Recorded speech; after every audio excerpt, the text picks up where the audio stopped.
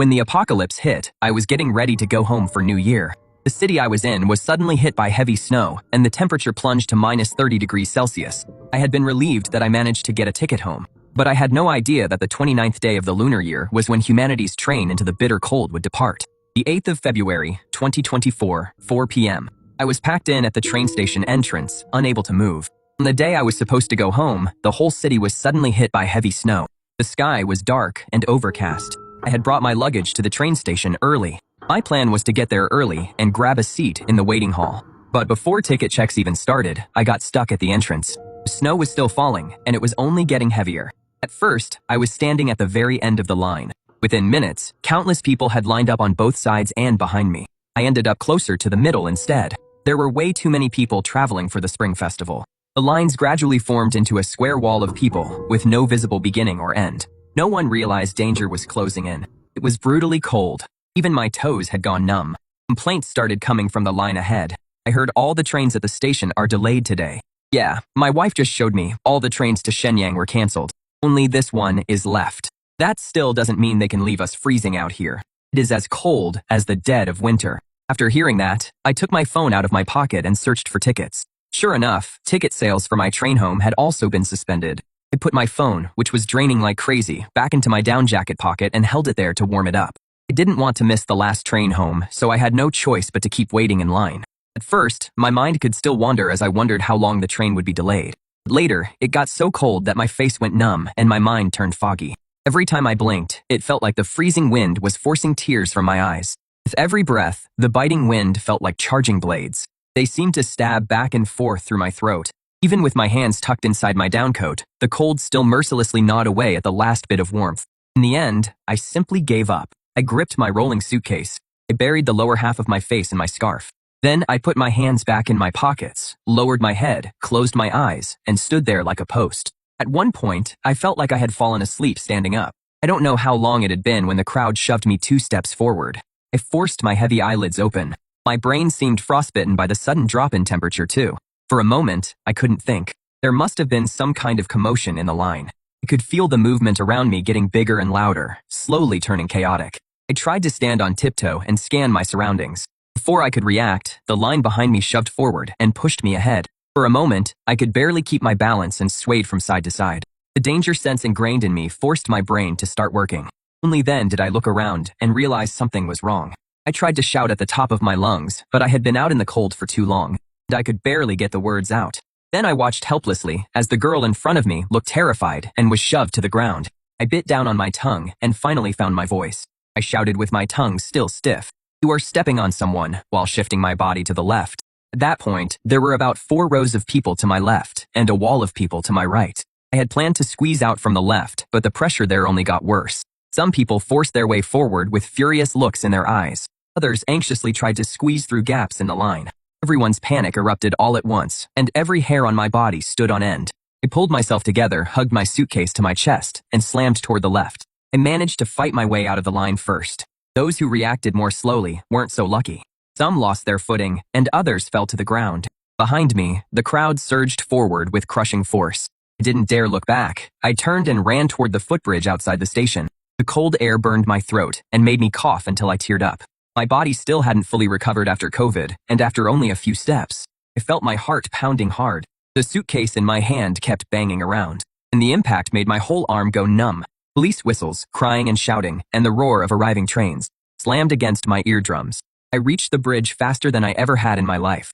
Gasping for breath, I glanced back. For about 30 seconds, my mind went completely blank.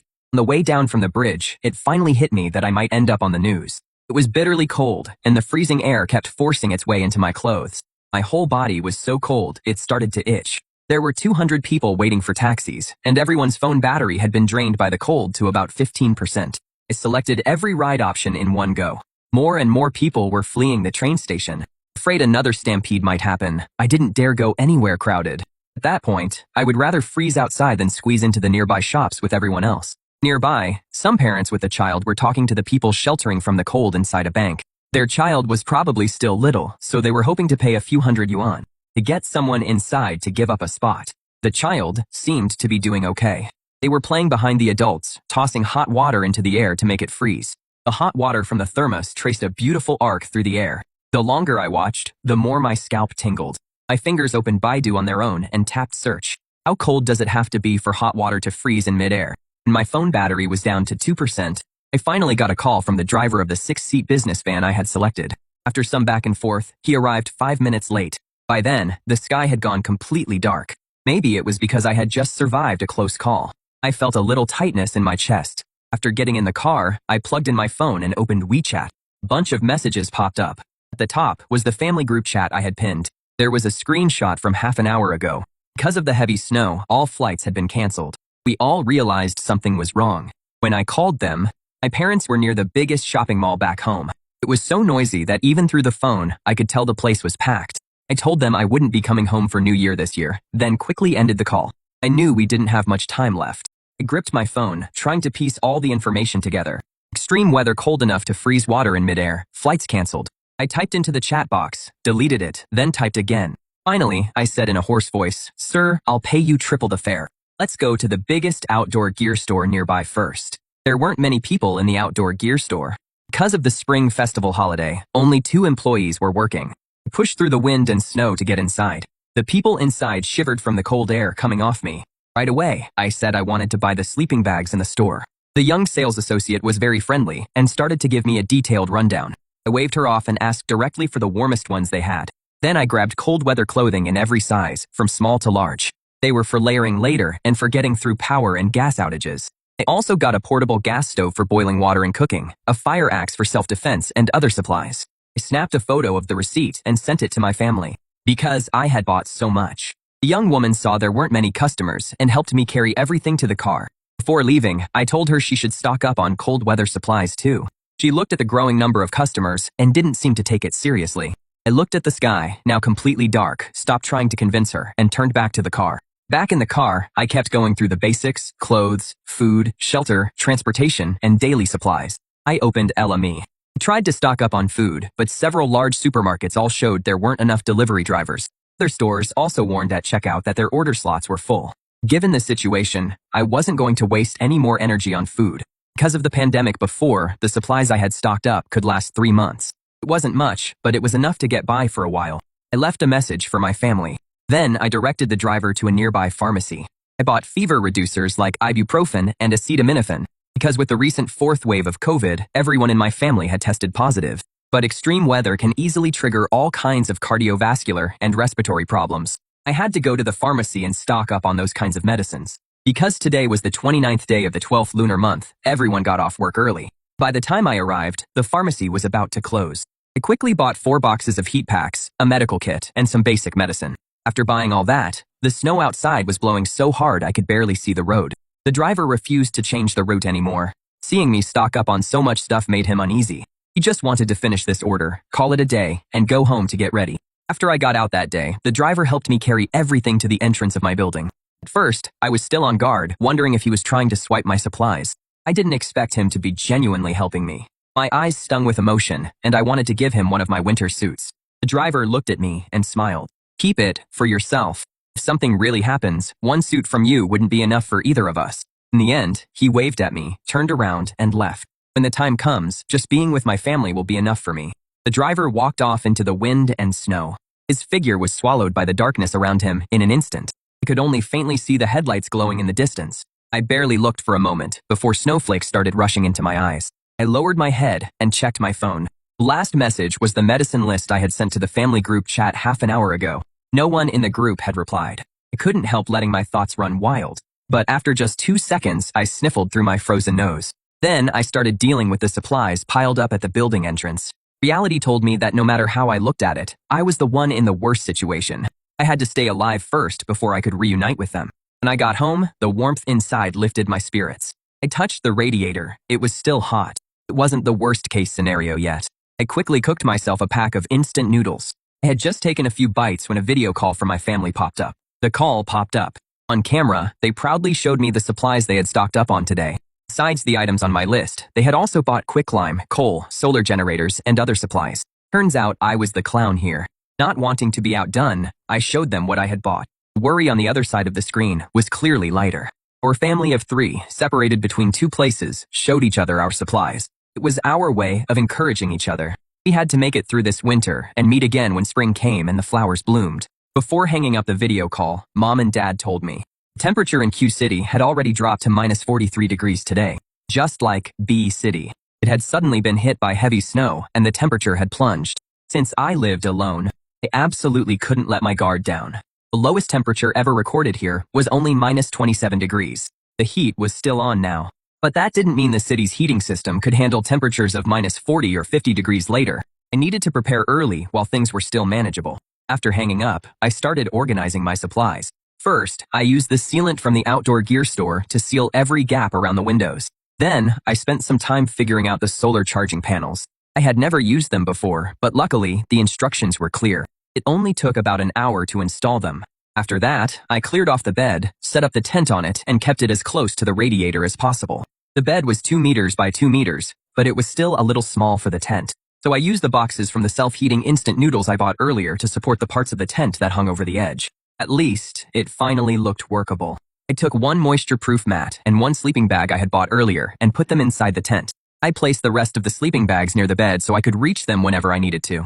I kept one set of cold weather clothes in the tent and put the rest by the bed too. For now, I set the portable gas stove on the small table by the tent entrance. If it got colder later, I could move it inside. The gas canisters for the stove were important. They could only be stored at temperatures no lower than minus 20 Celsius. So I brought them all into the tent and stuffed them into the side pockets. Honestly, because I was short on time, I hadn't bought that much. It only took about 3 hours to organize everything around the tent. What really took time was sorting through the food and water at home. I turned the whole place upside down. Then I ranked everything by what should be used first in extreme cold. After counting everything, I had enough food and water to last me 3 months. As long as the authorities could handle it, they would start rebuilding after the disaster as soon as possible. It wouldn't drag on for too long. If they couldn't handle it, then it would be a disaster for all of humanity. Then it would only be a matter of dying sooner or later. 3 months was long enough. By the time I finished all that, it was already 4 in the morning on the 8th. So I decided to just stay up all night and grab the last round of supplies at 6. Outside, the wind howled terrifyingly, as if it was trying to destroy the world. Then a user with a Hainan IP posted a snowy scene. It was snowing in Hainan. Comments were all going on about how beautiful the snow was and saying they would go take photos there tomorrow. Only a few users were complaining that the damp cold at 0 degrees was unbearable. Maybe because I stayed on that video too long, the algorithm picked up on it. When I refreshed, my feed was full of videos about temperatures dropping all over the country. People in Guangdong were wrapped in thick cotton coats and roasting oranges around a stove. By then, water thrown into the air froze instantly. Users with Northeast IP addresses posted videos of people jumping off village rooftops and disappearing straight into thick snowdrifts. Everyone realized the weather was not right. Human beings are so small in the face of nature. Suddenly, I felt the extreme cold wasn't such a big deal. When all of humanity was facing extreme weather together, I wasn't as scared anymore. At 6 in the morning, I bought another batch of supplies in one go. After finishing the last item on my to-do list, I finally breathed a sigh of relief. I was ready to wash my face and go to sleep. I turned on the faucet. The first water that came out was still barely warm enough for me to brush my teeth. But by the time I went to wash my face, the water had gone completely cold after only a few moments. My fingers ached from the sting of the cold water. I could only wet a face towel first, let it sit for a bit, then wring it out and quickly wipe my face. When I got back to the bedroom, I touched the radiator. It wasn't as hot as it had been last night. I crawled into the tent, and as soon as I lay down, my eyelids felt incredibly heavy. My dreams were a total jumble. When I woke up again, it was because I was freezing. I raised my hand and touched the tip of my nose. It was a little cold. How cold was it now? I checked my phone. It was already 4 in the afternoon. Here in Haidian district, the temperature was minus 39 degrees. Everyone in the WeChat groups was talking about the global temperature drop. Apparently, after tonight's news broadcast, there would be a special interview program. Besides CCTV's well-known hosts, the program would also feature experts from fields like outdoor survival, research, and weather. So far, more than 200 million people had already reserved a spot to watch the live stream. People in the group were still deep in discussion, saying they couldn't buy supplies. I quickly went through several apps and made reservations on all of them. I also set alarms in case the apps got so jammed that I couldn't get in when the time came. Groceries I bought at 6 in the morning were still out for delivery, way past the expected time. That was pretty much what I expected. Hunger came over me in waves. I climbed out of my sleeping bag, wrapped myself in the down jacket inside the tent, and put on the thick red socks I had bought, especially for New Year's. Then I opened the tent and got ready to cook. The first thing to feel the cold was my face, exposed directly to the air. I shivered. I reached over and touched the radiator beside the tent. The radiator was only warm. The difference from when I got back last night was obvious. There were already signs that the heating wasn't strong enough. I looked out the window again. The sky was still overcast. Outside, the wind howled and battered the windows. There wasn't a single person on the street. All I could see was a blanket of white. The wind was getting stronger and stronger. I hunched my neck against the cold, pulled the curtains shut, and started making my first meal after waking up. For now, the heating, gas, and electricity were still holding up. I decided to use those for now and leave the emergency portable stove untouched. The kitchen wasn't as well insulated against the cold as the bedroom. I planned to move all my cooking into the bedroom later and use the electric pot from home. I had filled the pot with water earlier for storage, so it took me quite a while to transfer most of it into other containers. Then I carried the pot and a few packs of instant noodles back to the room. Once the water boiled, I added the soup packet first and brought it to a rolling boil over high heat. Then I added the noodle block and sprinkled the seasoning packet and vegetable packet on top. I covered the pot and let it simmer. After 2 minutes, I lifted the lid, flipped the noodle block over, and let it keep simmering. Since it was simmering over high heat, the noodles visibly turned golden and springy. When the noodles looked about done, I turned off the power and lifted the lid. To use less water. Unless I had to, I didn't plan to make more work for myself by washing pots and bowls. I used the pot as my bowl. I picked up a big mouthful of instant noodles with my chopsticks. I slurped them down, and the aroma of pork bone broth hit me right away. It exploded across my mouth in rich, rolling waves. After a few bites, I had polished off all the noodles. Then I lifted the pot and gulped down a big mouthful of hot soup. The chill inside me slowly faded away. By the time I finished the whole pot of soup, my entire body had warmed up. I thought that with the sudden drop in temperature, everyone would stay home for the next 2 days. Right after I rinsed out the pot, someone suddenly pounded hard on the security door. Who is it? Alarm bells went off in my head. My current place was a small one-bedroom apartment, so none of my friends had ever come over. Why would some stranger knock on my door in weather like this? I had read plenty of apocalypse zombie stories, so I knew how twisted people could get under extreme conditions. That was far more terrifying than the disaster itself. The sudden knocking made me even more uneasy than usual. I was planning to pretend no one was home. But when the person outside saw I wasn't opening the door, they knocked even harder, as if they were sure someone lived here. Worried the noise would draw more people and send things out of control, I grabbed the electric pot and a kitchen knife and went to the door. Who is it? I shouted in a harsh voice. The zombie or middle-aged man I had imagined did not appear. Instead, an auntie's voice came from outside. She said impatiently, "Young man, I've been knocking on your door forever, and you still wouldn't open up." I was just about to snap back even harder when her next sentence stopped me cold. The neighborhood committee is organizing snow removal. Volunteers who take part can get a bucket of soybean oil and a carton of eggs. Are you signing up or not? I froze in place. An hour later, fully bundled up, I joined the snow clearing team downstairs. There weren't many people left in our complex. Young people had already gone home for the new year before the temperature dropped. Most of the ones left were elderly people waiting for their grandchildren to come back this year. At first, clearing the snow really did help. We cleared away more than half the snow from the building entrance. But then the snow fell harder and harder until it was practically pouring down from the sky. Community staff handed out the supplies early and told us to hurry home. I had thought everyone was shoveling snow for the free eggs and soybean oil, but when the job was called off, a few stubborn old men still refused to leave no matter what. My ears were about to freeze off out there. All I wanted was to hurry home and drink some hot water. My wife and I are still waiting for our son and daughter-in-law to come back for New Year's Eve dinner. If you won't let me clear the snow, my children won't be able to find their way home. When I got home and took off my down jacket, several big clumps of snow fell onto the doormat by the door. With one hand, I filled the electric kettle and set it to boil. Then I turned on the electric blanket and crawled into the sleeping bag inside the tent.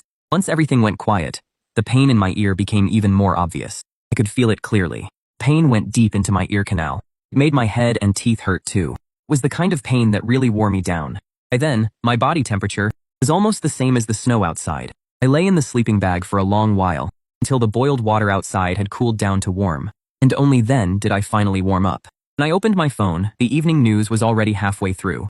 The experts' live stream was about to start soon. It was Lunar New Year's Eve. Normally, my family would make 8 or 10 dishes to celebrate the new year. Obviously, I didn't have that option now. After thinking it over, I took a bag of pan-fried dumplings from the fridge. For people from the north, it doesn't feel like New Year without dumplings. I gave them a quick fry. By the time I was done, the live stream was just starting. Sure enough, the live stream was unbelievably laggy. I tried opening it through all the major apps, but none of them would let me in. Sipping my brown sugar water, I finally gave up trying to fight hundreds of millions of people for the stream. I put on the knockout, which I hadn't watched yet, as something to watch while I ate. After I finished the dumplings and washed the pan, the live stream had ended, just as expected. News about the extreme cold had taken over the trending lists on every app. Experts advise against drinking too much hot water each day. US media says this global deep freeze may be linked to the Russia-Ukraine war. Air raid shelters nationwide reopen starting today. Essential guide to staying warm at home. Extreme cold in Mohi. A certain celebrity suggests covering the earth with a dome. I casually tapped open the essential guide to staying warm at home. The guide was extremely detailed. It listed everything from ginger water and ways to fight off the cold to emergency medicine. It was very clear. I quickly saved it. This extreme cold had arrived so suddenly. Even with a cold weather survival guide, getting supplies was still another problem. Should I make a trip outside? My place actually wasn't far from a big supermarket. The supplies I had were enough to last 3 months. Was there really any need to go out? I opened my phone and checked. Temperature was already minus 39.8 degrees. It would probably drop to minus 40 tonight. If this were one of the novels I usually read, I should be taking a hot shower right now, holding a hot water bottle and quietly waiting for the apocalypse to arrive. But I wasn't in some rebirth wish fulfillment novel. I couldn't do that. I couldn't just sit inside doing nothing, waiting for someone else to save me. I didn't want to survive the apocalypse by being this passive. I had to live. I had to survive. I had to take action. After shoveling snow that afternoon, I reinforced my protection from head to toe this time. First was my head. I dug out the 3M N95 masks I'd bought before to protect my face. When the pandemic restrictions were fully lifted last year, the masks I bought back then came in handy now. Then I started layering winter clothes over my heated vest. After just 2 layers, I was already sweating indoors. Too many layers would make it hard to move, so I left it at that for now. I went back and forth over my knees for a long time, but still couldn't bring myself to stick heat patches on them. At minus 40, I figured a couple extra pairs of pants would be enough to tough it out for now. The most important thing was keeping my feet warm. When your feet are cold, your whole body gets cold. Finally, I stuffed a kitchen knife into the pocket of my thick down jacket. February 9th, 2024. Lunar New Year's Eve. At 9:30 p.m., I headed out. The blizzard that had started in the evening was even stronger than it had been that afternoon. Dust and snow were mixed together, hard as shards of glass. Only now did I understand what minus 40 really meant. I had been walking along the wall at first, but then I noticed a lot of huge chunks of ice on the rooftops. So I had to move to the middle of the road, where there wasn't much overhead cover. I pushed forward, letting the wind batter me. Once I left the residential complex, I realized more people were out than I had expected. On the road to the supermarket, a long line of red brake lights stretched as far as I could see. At first, I tried to figure out how many hundreds of meters the traffic jam stretched, but the more I looked, the more uneasy I felt. I prayed these people would hurry up and drive home, because the traffic was only going to get worse. If they didn't leave now, it would be too late. By the time I reached the supermarket, the ready-to-eat food on the shelves had already been cleared out. Thermal underwear and down jackets had even been stripped off the mannequins. They were completely bare. All of this was what I expected. This temperature drop affected too large an area. At first, a lot of people probably hadn't fully processed it yet. Once officials stepped in through a live stream and confirmed the global cooling, the whole nature of the situation changed. I grabbed some things other people didn't want, like small household fire extinguishers, petroleum jelly, faucets, and so on. Then I scraped together the last bit of food, tossed 200 yuan at the checkout, and got ready to go home. The way back was harder than the way there. The sky was full of murky gray-yellow clouds, somehow even brighter than it had been at dusk. Cold wind wailed in waves, tearing through the city and destroying everything in its path. I struggled like I was caught in raging waves. The N95 couldn't block the brutal cold wind at all. Every bit of exposed skin felt like it was being sliced over and over. The pain almost unbearable. The road was still a sea of red. Every now and then, an impatient horn would honk. By then, I was too numb to react and had no emotions left to show. I didn't know how long I'd been walking before I finally made it into the complex. The apartment buildings blocked some of the wind, so things were a little better inside. At least I could finally catch my breath. I picked up my pace and pushed against the wind for a few more minutes before finally getting home. As soon as I stepped inside, I was so exhausted that I sat right down on the floor and thought about what to eat for dinner. After eating instant noodles for 2 meals in a row, for the sake of my health, I decided to make steak tonight. I still had no strength at all, so I could only take the steak out of the freezer first, then crawl into my sleeping bag for a short nap. Who knew that quick nap would turn into a full 10 hours of sleep? When I turned on my phone, I saw it was already 9 in the morning on the 10th. The temperature report showed Haidian district had hit a record low, and it was now only minus 52 degrees. I got dressed and was about to cook when I casually touched the radiator. It was ice cold. The heating had stopped working. While the steak was frying over low heat, I reinforced the insulation inside the tent again. My phone signal kept cutting in and out, then died completely before the steak was done. I zoned out for a while. Being suddenly cut off from the world felt awful. Luckily, the power was still on. I just didn't know how long it would last. After finishing the steak, I crawled back into the tent and turned on the electric blanket. Just as I was getting drowsy after eating and drinking my fill, there was a knock at the door.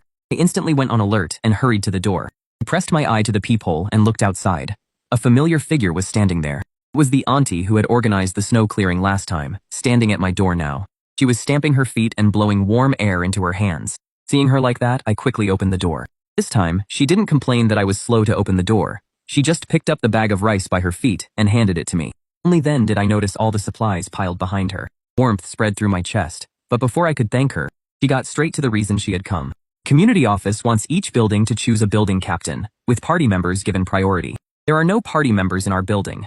Only the woman in 302 downstairs, back when her child was in school, was named an outstanding parent every year. Being an outstanding parent shows she's a responsible person.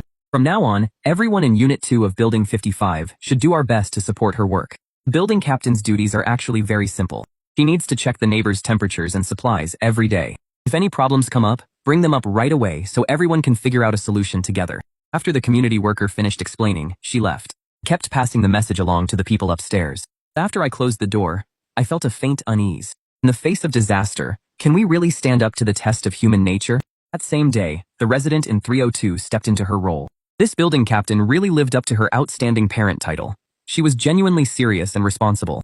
In the freezing wind, she went door to door, knocking and asking everyone about their temperature. When she reached the 8th floor, I pricked up my ears and listened for movement outside. At first, no one answered at the first 2 apartments she knocked on. She kept knocking at the 3rd apartment until someone finally opened the door. I tried to remember how many people from the 8th floor had come out when we were clearing the snow. It had been so cold that I just wanted to get home as soon as possible. I vaguely remembered a young couple coming into the building behind me, but I honestly couldn't remember which floor they stopped on. While I was trying to remember, the sounds outside quietly died down without me noticing. By the time I snapped out of it, loud banging on the door was ringing in my ears. I flinched in fright. I quickly slipped back to the bedroom, and I pretended I had just heard it and called out, "Coming." When I opened the door, I saw a woman younger than I had expected. Her face was red from the cold. When she saw me open the door, she opened the notebook she was carrying. For my name, I casually made one up, Sanbao. She wrote it down carefully. Her gloved hand gripped the pen, and the tip trembled slightly. The writing came out crooked, and she even left out a dot at the end. After writing down my name, she took an electronic thermometer out of her down jacket pocket. She aimed it at my forehead. I stared at the -11.2 C reading, a little stunned. Without even changing expression, she put a check mark after my name. Then she closed the notebook and spoke again. "It's cold out. Try not to go outside unless you have to. If anything comes up, come find me downstairs in 302. I'll also need everyone in the building to support my work going forward." I agreed to each thing she said. She waved for me to close the door. I thanked her several more times before closing it. After I shut the door, I first pretended to go back to the bedroom. Then I turned around and quietly went back to the door. The building was completely silent. Feeling puzzled, I couldn't help leaning in to look through the peephole. A huge close-up of a face suddenly appeared right in front of me. I was so scared I nearly passed out. When I looked more closely, it was the building captain from earlier. She was still standing outside my door and hadn't left. My whole body went stiff, and I stood there for about a minute. Only then did she turn and knock on the neighbor's door. I briefly breathed a sigh of relief, but I knew I still had to stay on guard. Once she had greeted every resident in the building, I would have to add some security measures at my door. To be honest, I really didn't know who lived next door to us. I used to leave for work at 9 every morning and come back at 9 at night. I almost never ran into anyone. After the building captain left, I didn't go back to my room. I kept secretly watching her through the peephole. She knocked on 901 for quite a while, but the door to 903 across the hall opened instead. An elderly woman opened it. Her hair was gray, but she looked full of energy. I had a vague impression of this family. One morning at 6, the old woman's son and daughter-in-law had left. Her 3 or 4-year-old granddaughter couldn't bear to see her parents go and cried her heart out. At the time, I thought someone was stealing a child, so I opened my door a crack. I wanted to see what was going on. The old woman thought I was about to yell at her. She quickly explained and apologized. I was sleepy at the time, so when I saw nothing was wrong, I closed the door and went back to sleep. After that, I still had no idea how many people actually lived there. Now the old woman started telling the building captain about her family situation. That was when I found out she and her husband only had each other. Her son's family had gone to his wife's hometown for the new year. So right now, it was just the 2 of them living there. As usual, the building captain used that unreliable forehead thermometer to check the elderly couple's temperatures. Then she repeated the same spiel she had given me and turned to head upstairs. The tip of my nose was freezing, so I got up and went back to the tent in my bedroom to warm up. When I heard footsteps going downstairs, I crawled out of the tent, put on my gloves and started my plan. I called them safety measures, but I barely had any tools at home. The rope, cement, and wire they talk about in novels, because I was out of time, I hadn't bought any of them. All I could do was move the shoes from the entryway cabinet into the storage room. Then I took the kitchen knife, the fire extinguisher, and the chili powder I got from the supermarket, and set them on top of the shoe cabinet. That way, if I needed them later, I could grab something to defend myself. Even after I finished organizing everything, I still felt uneasy. I was just an ordinary person. When something happened, I would still be scared. After thinking it over for a long time, I pushed the wardrobe from the bedroom into the living room. Only then did I feel a little more secure. Over the next few days, 302 knocked on my door right on schedule. Maybe because I made it so obvious and never opened the door all the way. Her strange behavior from before started to feel like a dream. Gradually, she could even chat with me a little. From her, I learned that because of the new year, there actually weren't many residents in the building. There were fewer than 10 people in total. Even she lived alone, with her children and family spending the holiday out of town. After she went back inside, I grabbed a pen and did some calculations. Aside from the building captain in 302, the resident on the 8th floor who had opened the door before, Mrs. Yulan in 903, and me in 902, there were at most 4 other people in the building. Based on 302's habit of knocking on 02 first, then 01, and 03 last, the 8th floor resident most likely lived in 803. The 2nd floor was already buried in snow, so no one could be living there. A few times 302 came by, she would head downstairs after reaching me. The situation upstairs was probably the same. There was also a couple in the building, which meant at least 2 of the 4th, 5th, 6th, and 7th floors were empty. After working it all out, I realized there were fewer people in the building than I had imagined.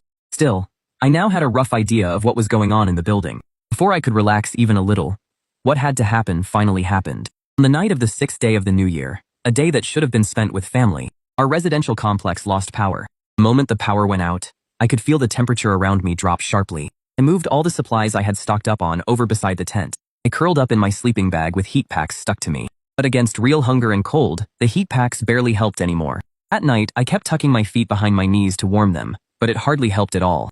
I was freezing until the sky started to brighten, and only then did I finally use the portable gas stove to heat water for warmth. The steam from the hot water rose sharply inside the room, all the way to the top of the tent. I couldn't bear to let the water go to waste, so I scooped out half a spoonful of millet the old lady from 903 had given me. Then, I poured it into the pot to cook. When I counted the gas canisters I had left, my heart sank. There were only about 20 left. Even if I pushed it to the limit and used only 3 a day, I could only last 1 more week. By daytime, the temperature gradually rose again, and I really was exhausted. I took advantage of the slight warmth to catch up on sleep and planned to think about supplies after I woke up. But not long after I fell asleep, someone started pounding hard on my door. The building rep was coming by, even on a freezing day like this. I stayed curled up in the tent, pulled my pillow over my ears, and kept sleeping. Honestly, in weather like this, people should just stay inside. At this temperature, even getting out of bed was hard, let alone standing in the drafty hallway. Knocking outside still wouldn't stop, and the noise was driving me crazy. But I couldn't help worrying that maybe she had run into some kind of trouble. After another minute of knocking, I put on 4 or 5 layers of down jackets and got out of bed. Through the peephole, I saw that the person knocking really was the building rep. The strange look on her face made me think back to the first time I met her.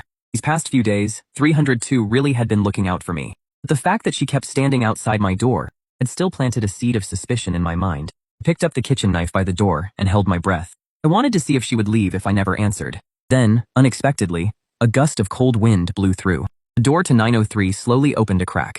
903's door hadn't been shut. Alarm bells went off in my head. In weather like this, leaving the door open was basically a death sentence. I stared hard through the peephole. When I saw 302 bend down to close the door next door, every hair on my body stood on end. As she bent over, the sweater she was wearing underneath showed through. 903 gave me the millet. I had felt terribly embarrassed.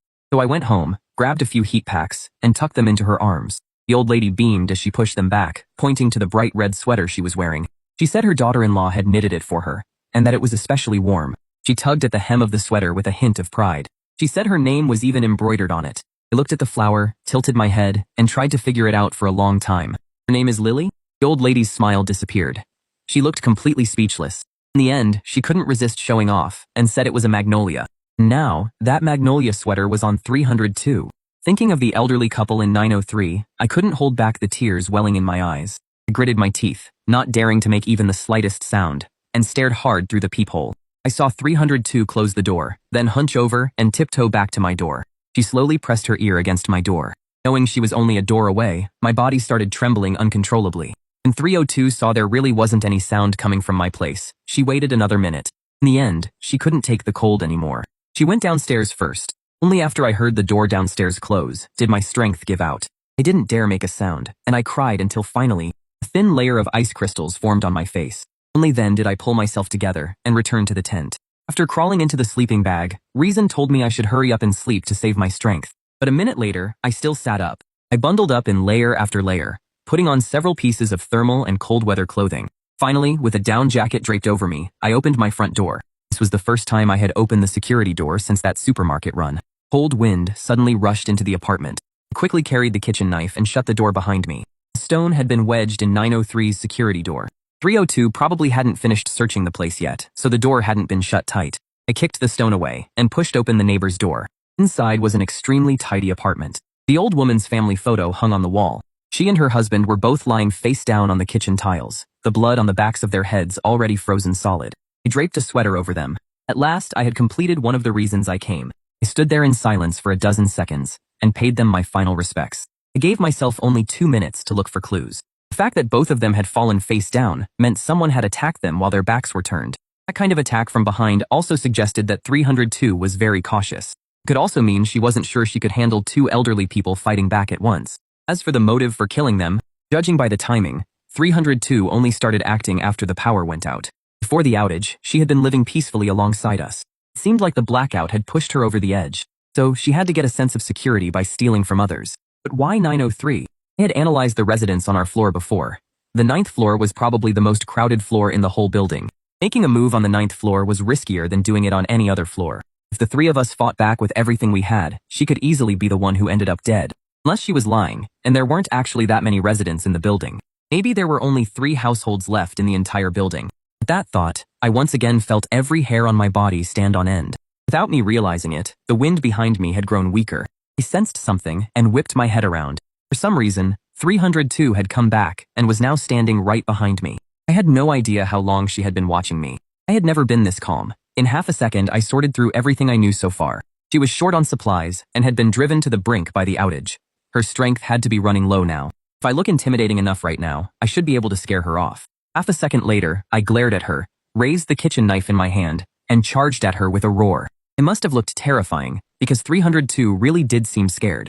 She stared at me, then her face suddenly changed, and she turned and ran downstairs. Still yelling, I rushed out of 903. My hands were shaking as I unlocked my door. Halfway down, 302 must have figured out what was going on. Her footsteps paused, then rushed back up even faster. I shoved the door open and ducked inside. Just as I was closing the door, I saw that her eyes were bloodshot.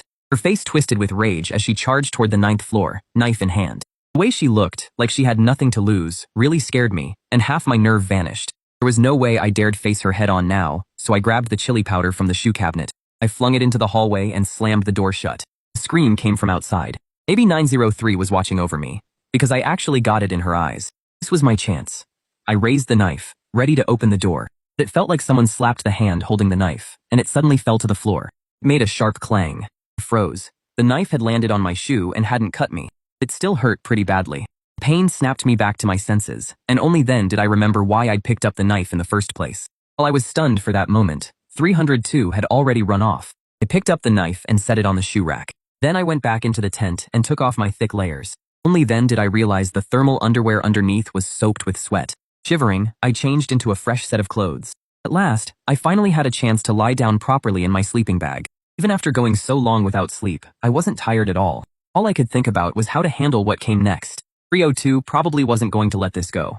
Other than facing her head on, did I have any other options? The room was freezing, so I lit the portable gas stove again. The millet porridge from earlier had frozen into a solid lump, so I added some water and started heating it up. Watching the water in the pot slowly come to a boil, I started forming a plan. A day later, 302 still hadn't given up. Sure enough, she came to my door again.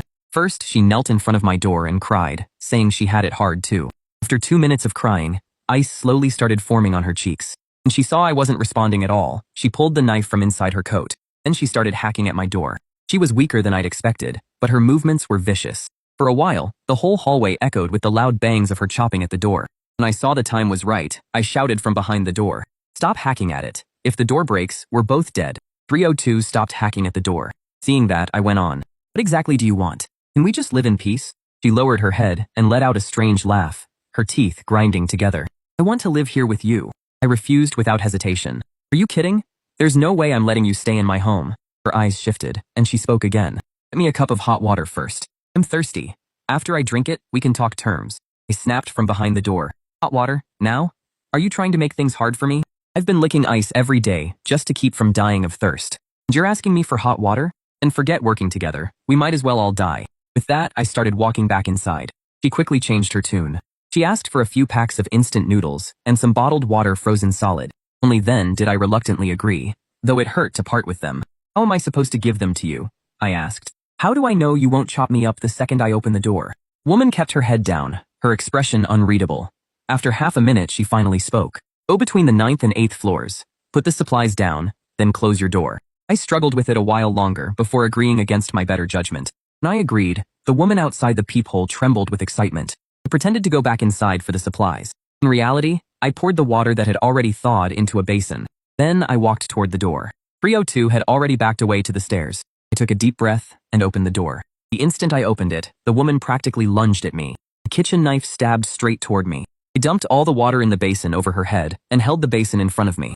Her knife punched through the bottom of the plastic basin and drove straight into my abdomen. Fighting through the pain, I kicked her down the stairs and quickly shut the door. Leaning against the security door, I gulped in several breaths. Only then did the involuntary trembling stop.